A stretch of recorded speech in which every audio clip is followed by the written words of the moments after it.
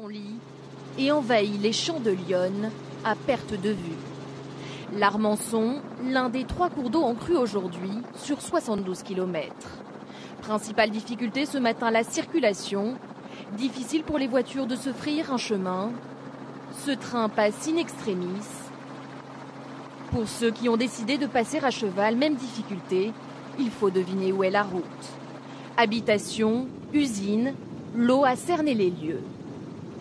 Plus à l'ouest, un autre cours d'eau, le Serein, a largement dépassé son record de 2006, 3,29 m. Les maisons sont en sursis. Le bétail s'est réfugié où il a pu. En Côte d'Or, c'est l'Ouche qui depuis hier pose le plus de problèmes. Une quinzaine de communes sont touchées sur une trentaine de kilomètres. Ce matin, les villages attendent toujours que l'eau se résorbe. 3e département touché, la Haute-Marne, où les inondations concernent surtout le nord de Chaumont en bord de Marne. Dans toutes ces zones, les autorités recommandent d'éviter tout déplacement. Même sous le soleil, la journée sera particulièrement longue. Les 3 départements les plus touchés sont donc la Côte d'Or, la Haute-Marne et Lyon. Lyon d'abord, dans la région de Chablis, l'eau est montée à une vitesse impressionnante. 20 communes ont été inondées. Dans certaines rues, des torrents d'eau ont même déferlé. Hugo Clément, Loucricorian. Un département en état d'urgence depuis ce matin. Dans Lyon, l'eau est montée très vite cette nuit. Les routes sont submergées, mais aussi des dizaines de maisons. Ici, aucune chambre n'a été épargnée. Alors cet habitant s'apprête à évacuer.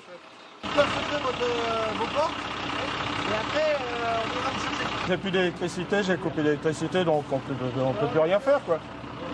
Donc je vais laisser les choses en état, je vais attendre que l'eau reparte, puis je reviendrai tout à l'heure.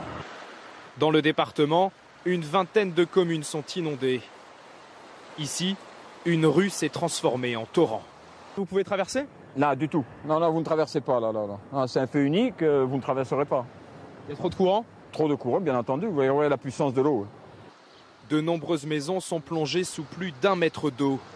Elles ont été évacuées en urgence. Alors les habitants ont dû tout abandonner. Ils n'ont pu sauver que quelques affaires. Certains sont bouleversés. Tout est sous l'eau, à partir de là. Et puis, les meubles, ils flottent dans la maison. Il n'y a plus rien, quoi. Tout est sous l'eau. Les pompiers vérifient encore à l'heure qu'il est qu'aucun sinistré n'est resté bloqué dans sa maison. Les dégâts sont considérables, mais pour l'instant, aucune victime signalée. Bonjour Hugo Clément, on vous retrouve en direct de Tonnerre dans Lyon. Alors question, maintenant, à quoi faut-il s'attendre ? Écoutez, comme vous le voyez, il y a toujours beaucoup d'eau ici dans les rues. Certaines maisons sont encore complètement submergées et le torrent qui dévale les rues du village est toujours très puissant. D'ailleurs, vous le voyez, les pompiers sont encore en train d'intervenir ici sur cette maison pour couper le gaz par précaution pour qu'il n'y ait pas d'accident. Alors, nous parlions avec le préfet de Lyon il y a quelques minutes. Il nous disait que la situation est en train de s'améliorer. Ici, elle va s'améliorer dans l'après-midi. L'eau ne monte plus. On peut même parler d'un début de décrue. En revanche, dans l'après-midi, les inondations risquent de se déplacer vers le nord du département. D'autres villages pourraient donc vivre les mêmes scènes qu'ici plus tard dans la journée. Merci Hugo pour ces précisions dans le Lyon. Alors direction maintenant la Côte d'Or, à Dijon. Si l'heure est à la décrue, en aval de la inondée, Étienne Prigent, Olivier Jacquelin sur place. À Varanges, réveille les pieds dans l'eau ce matin. 50 à 60 cm après une montée fulgurante. 6 heures dans les prés, il n'y avait que des flaques. Et après, c'est monté d'un coup, mais vraiment d'un coup. C'est assez triste de voir ça, quoi. C'est-à-dire, j'ai l'impression qu'on récupère tout ce qui arrive du dessus et puis on ne fait rien au niveau des digues. Du coup, pour circuler, il n'y a guère que les 4x4, les tracteurs et parfois les vélos. C'est la balade dominicale ? Oui, un peu humide aujourd'hui.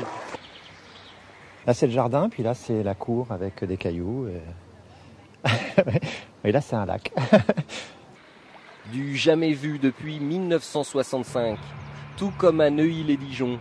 Ici, le niveau a peu baissé depuis hier. Et ce, malgré les nombreuses opérations de pompage des pompiers et de l'armée venue en renfort dans ce quartier résidentiel. Une buanderie qui est encore pleine d'eau, vous voyez, où on a relevé les machines à laver, sèche-linge. Le parquet, ma foi, c'est fichu, si je puis dire, parce que quand il va sécher, il va gondoler de partout. Et la rivière Ouche n'a probablement pas fini de faire des dégâts. Son niveau ce matin reste 2 fois supérieur à la normale et les nappes phréatiques sont saturées. Bonjour Étienne Prigent, on vous retrouve en direct de Dijon, au bord de l'Ouche, précisément dans le quartier le plus sinistré de la ville, où la polémique après ces inondations commence à enfler. Oui, ici comme à Varanges, en fait, un des 2 villages que vous avez pu voir dans le reportage tout à l'heure, eh bien des habitants se plaignent en fait que les digues n'aient pas été suffisamment consolidées selon eux.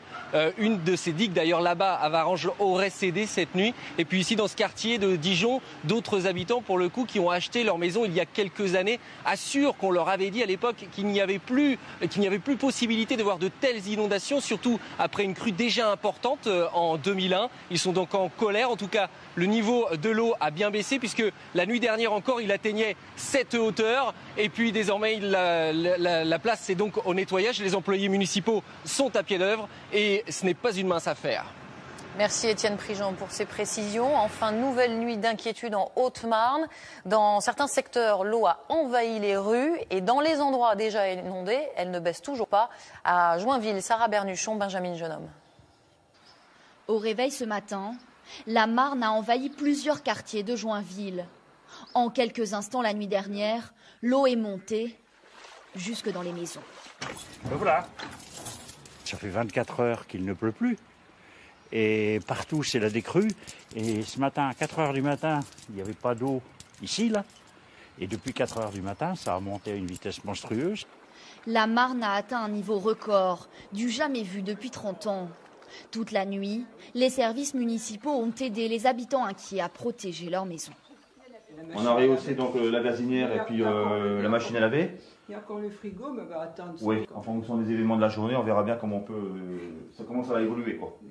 De leur côté, les pompiers sont en alerte, y compris à la caserne, elle aussi inondée. On est arrivé, c'est arrivé au niveau des portes. À 1h45, ça a commencé à passer. Et là, on a commencé à mettre les pompes en route pour éviter que tout le casernement soit noyé. Et là, normalement, il y a encore une marche. Peu à peu, les habitants découvrent les dégâts. Toute la journée, ils vont observer le niveau de la Marne. La décrue est attendue dans l'après-midi. Les habitants dorment encore, mais la Marne, elle, est sortie de son lit. L'eau a envahi plusieurs quartiers de Joinville, en quelques instants à peine. Ben voilà. Ce matin, à 4 heures du matin, il n'y avait pas d'eau ici, là. Et depuis 4 heures du matin, ça a monté à une vitesse monstrueuse. La Marne a atteint un niveau record. Toute la journée, les pompiers ont observé la montée des eaux, y compris à la caserne, elle aussi inondée. À 1h45, ça a commencé à passer. Et là, on a commencé à mettre les pompes en route pour éviter que tout le casernement soit noyé. En amont, l'heure est au nettoyage. Le maire de Vouécourt a lui aussi sorti les bottes. Les habitants du village se sont mobilisés pour tenter d'évacuer l'eau. C'est un phénomène exceptionnel, hein, c'est une crue décennale. Au mois de mai, c'est très rare. La dernière, c'était il y a 30 ans. D'autres, comme cette habitante encerclée par les eaux depuis hier, attendent patiemment la décrue. J'ai de l'eau tout autour. Vous êtes bloqué? Bloqué. Donc, ma foi, je passe mon temps à la regarder, quoi. Regardez si ça baisse. Si ça baisse. La décrue se poursuit lentement, tandis qu'en aval, la Marne pourrait continuer de déborder la nuit prochaine. Enfin, en Côte d'Or, où la vigilance orange a été levée, la décrue est certes amorcée, mais elle est très lente et surtout ralentie par des remontées d'eau des nappes phréatiques ou venant de divers affluents de l'Ouche. Exemple, à Chandautre, l'un des villages sinistrés. Étienne Prigent, Olivier Jacquelin. 50 cm d'eau dans les rues et parfois autant dans les maisons. Les habitants du village de Chandautre attendent désespérément la décrue. On attend, oui. On voudrait bien que ça descende un petit peu, quoi. C'est surtout ça, quoi. Parce que bon, actuellement, là, on peut rien faire du tout, là. On aura beau essayer de fermer, d'ôter l'eau, ça servira à rien du tout. Rien du tout. Pourtant, ici et là, on essaie de lutter tant bien que mal, avec un terrible sentiment d'impuissance. Ça arrive par la salle de bain, il y a encore ça dans la salle de bain, donc Ça s'infiltre par les murs. Vous enlevez là. Ça rentre derrière, mais bon, on essaie au moins de maintenir à niveau, quoi. Sauver les meubles. Sauver les meubles, ouais. Sauver les meubles au sens propre, avec l'aide des pompiers, eux aussi débordés à recenser les sinistres. Quand est-ce que ça descend? Et pas toujours suffisant pour calmer l'impatience des habitants. À bout de nerfs, oui. Un peu fatigué. On évacue depuis hier matin, 7h30. Non-stop. On tourne. Comme champ d'autres, 3 autres villages ont également été submergés par les eaux. Et dans tous les cas, la décrue est lente, et notamment en raison des sols qui sont saturés. Bonsoir Étienne Prigent, vous êtes en direct en Côte d'Or 3 jours après le début des inondations. Il faut bien le dire et on vient de le voir dans votre reportage, les habitants n'en peuvent plus et un début de polémique se fait jour.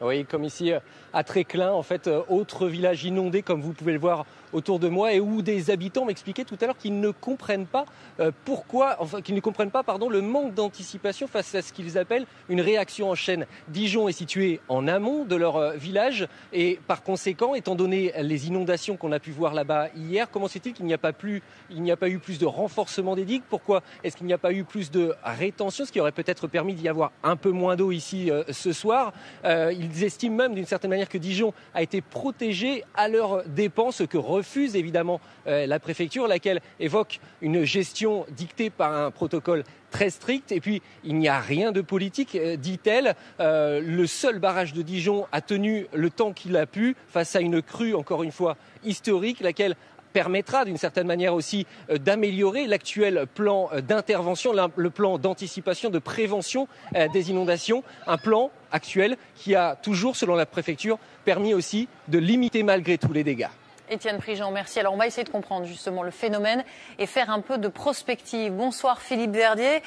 On parle de crues exceptionnelles, on le disait même aux téléspectateurs hier soir, du jamais vu depuis 1965. Comment l'expliquez-vous? Et pourtant en 1965, on a vu 2 fois plus de pluie. Alors il faut comprendre qu'on est arrivé sur un terrain extrêmement défavorable cette année. Revenons déjà sur le mois d'avril, où frappe d'ailleurs cette zone en bleu sur la carte. C'est cette zone où il a plu 2 fois plus que d'habitude. Donc toutes les régions où on a eu des crues ce week-end. Et puis la goutte d'eau qui a fait déborder le vase, ce sont les orages terribles survenus jeudi et vendredi qui ont apporté l'équivalent de 2-3 semaines de pluie en l'espace de quelques heures seulement. Donc que s'est-il passé quand ces orages sont arrivés sur le nord de la Bourgogne et le sud de la Champagne? Ils sont arrivés sur des sols détrempés, des sols et des sous-sols également où les nappes phréatiques sont remplies à ras-bord. On n'a jamais vu ça depuis une dizaine d'années et elles ont même localement probablement refoulé un petit peu d'eau. En témoignent ces images édifiantes qu'ont pu apercevoir certains témoins d'une eau extrêmement limpide. Ce ne sont de toute évidence pas des eaux de ruissellement. Alors ça c'est pour le diagnostic. Maintenant, pour la semaine à venir, que va-t-il se passer puisque apparemment il faut s'attendre à de nouvelles pluies? Alors heureusement moins de pluie, mais attention pour le retour à la normale, ce sera peut-être compliqué, surtout demain et mercredi, car sous les orages localement, on attend une forte accumulation de pluie, rien à voir avec ce qui est tombé jeudi et vendredi, mais ça pourrait compliquer les choses. J'ajoute également que d'autres cours d'eau sont sous surveillance, notamment des fleuves, le Rhône ou encore la Seine ou encore la Loire, en raison des crues qui surviennent depuis quelques heures. Et oui, justement, regardez ces images de la Loire, c'était cet après-midi à hauteur de Gien. Et son niveau continue d'augmenter ce soir. Merci beaucoup Philippe Verdier. On vous retrouve évidemment pour votre météo complète juste après le journal. Voilà, avant de refermer ce journal, on va reprendre la direction de Lyon, l'un des 3 départements sinistrés par les inondations. Hugo Clément, vous êtes en direct de Tonnerre où l'eau a continué de monter toute la journée et le pic est attendu dans la nuit. Oui Marie, la nuit s'annonce très angoissante pour les habitants dans une quarantaine de communes de Lyon situées tout autour de la zone où je me trouve. Le pic est attendu pour demain matin très tôt. Alors l'explication elle est simple, c'est qu'ici à Tonnerre, le niveau de l'eau commence à baisser tout doucement, mais le torrent que vous voyez juste ici derrière moi ne va pas disparaître. Il se dirige en fait vers le nord du département. Il risque même de grossir dans la nuit. Alors autant vous dire que beaucoup de villages risquent de vivre les mêmes scènes qu'ici dans les heures qui viennent. Alors évidemment, tous les services de l'État sont en alerte, prêts à faire évacuer si nécessaire et certaines communes ont même déjà préparé des gymnases pour accueillir d'éventuels sinistrés. Merci beaucoup Hugo Clément. Voilà.